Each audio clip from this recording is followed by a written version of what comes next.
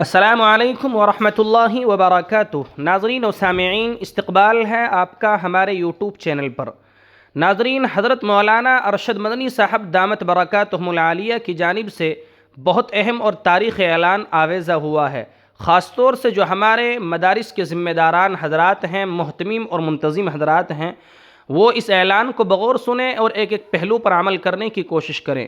حضرت نے فرمایا کہ مذہبی مدارس جن کا مقصد مسلمان اقلیت کے مذہب کی حفاظت کے سوا کچھ اور نہیں ہے، حکومت ان کے دروازوں کو بند کرنے کے لیے سب سے پہلے آسام گورنمنٹ نے کام شروع کیا۔ اس کے بعد اتراکھنڈ گورنمنٹ نے کئی سو مدارس کے دروازوں پر تالے لگا دیے۔ اس کے بعد یو پی کے مشرقی اضلاع میں اسلامی مدرسوں کے دروازوں کو بند کرنے کی تحریک چلائی۔ جمعیت علماء ہند ارباب مدارس کی توجہ اس طرف مبذول کرانا چاہتی ہے کہ مدارس اسلامیہ کے سلسلے میں چند پہلو قابل لحاظ ہیں۔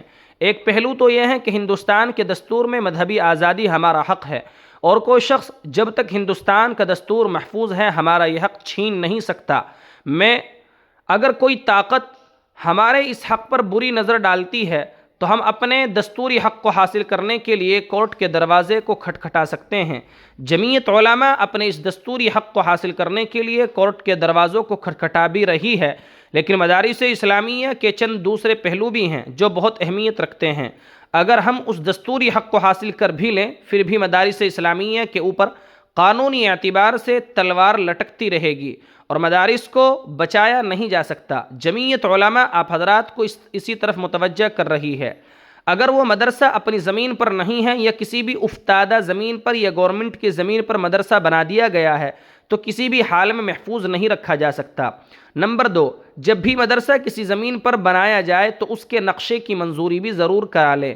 میں یہ جانتا ہوں کہ نقشے کی منظوری آسان نہیں ہے، لیکن یہ بھی حقیقت ہے کہ بغیر منظور کرائے ہوئے تعمیر کرا ڈالنا آپ کے دستوری حق ہوتے ہوئے بھی غیر قانونی ہے اور گورنمنٹ کبھی بھی توڑ سکتی ہے۔